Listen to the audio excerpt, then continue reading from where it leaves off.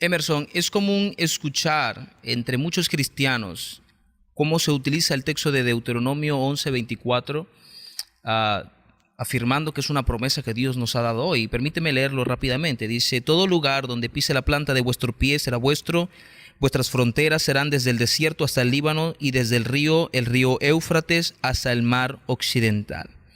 Entonces, es común escuchar que muchos hermanos dicen: oye, el Señor me ha dado una promesa, Dios me ha dicho que todo cuanto pise con la planta de mis pies será mío. ¿Realmente es correcto que yo tome ese versículo como una promesa de Dios para la iglesia de hoy? Bueno, comenzando desde que allí en la palabra habla específicamente que fue una promesa que el Señor dio al pueblo de Israel. ¿Y por qué lo dio al pueblo de Israel? Sencillamente porque en ese momento ellos iban a pasar a la tierra prometida, ¿verdad? Y si vemos el contexto, el texto, perdón, habla de una manera, habla de dos facciones. Dice la promesa que todo lo que piso que la planta de tu pie será tuyo, y después dice desde el Egipto hasta el Líbano, desde el río Éufrates hasta el mar occidental. Y el problema con ese texto es que las personas interpretan de manera personal. ¿Por qué? Toman una parte de manera literal, pero la otra no. Toman la parte literal al decir todo lo que pise la planta de mi pie será mío, pero la otra parte no la toman de manera literal.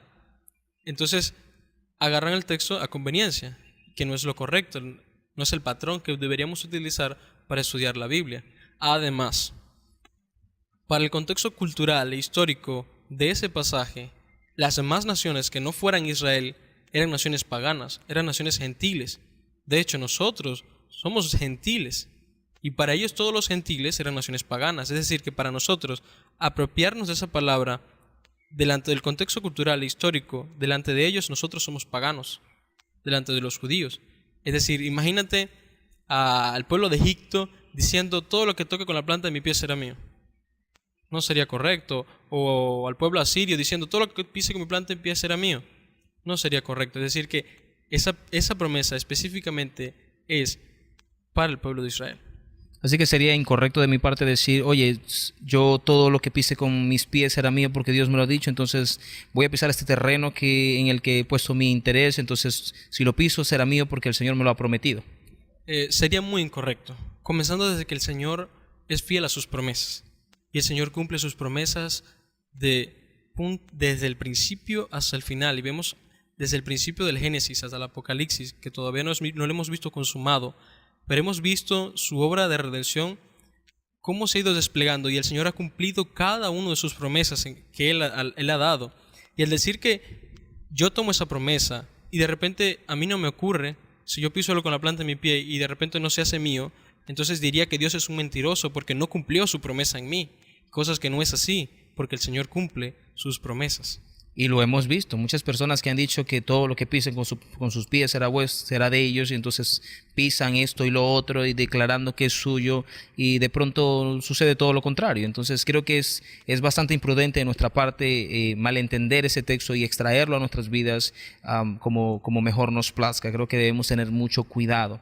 Pero entonces, si realmente ese texto no es una promesa de Dios y realmente es algo que Dios le ha dado al pueblo de Israel, creo que tampoco sería correcto aislar el texto y decir que no lo vamos a usar en nosotros hoy en día como iglesia. Creo que hay excelentes verdades que pudiéramos extraer de allí.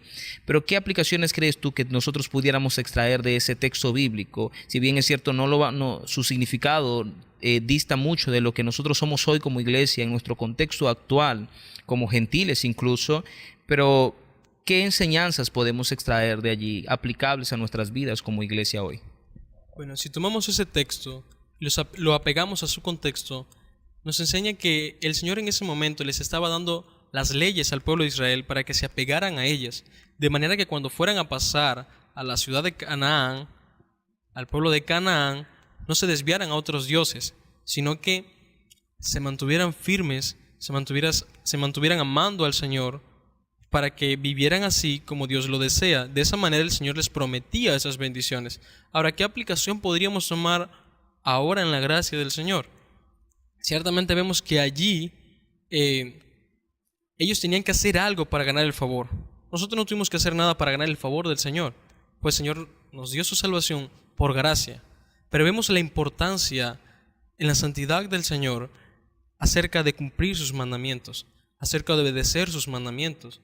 Ahora que una de las cosas, de las muchas cosas que podremos aprender de ahí es el cumplir sus mandamientos, el obedecer sus mandamientos, el amar sus mandamientos, porque para el Señor es importante que nosotros como iglesia hoy vivamos conforme a sus mandamientos. Otra aplicación es la importancia de nuestras obras en el sentido de la gracia, porque ellas serán juzgadas delante del Señor.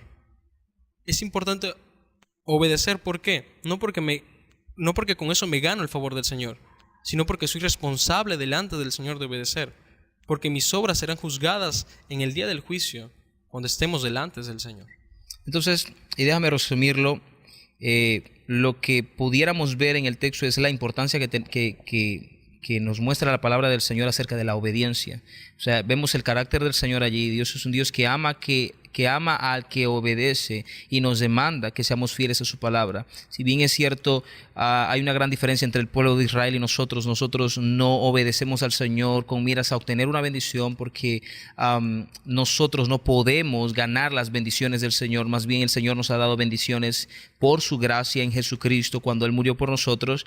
Pero también vemos cuán importante es para el Señor la obediencia, y de la misma manera como Pedro dijo: sed santos porque yo soy santo, el Señor nos demanda que nosotros como iglesia entendamos el inmenso valor que tiene la obediencia dentro de su carácter, dentro de sus mandamientos. Muchísimas gracias, Emerson. Gracias a ti, José.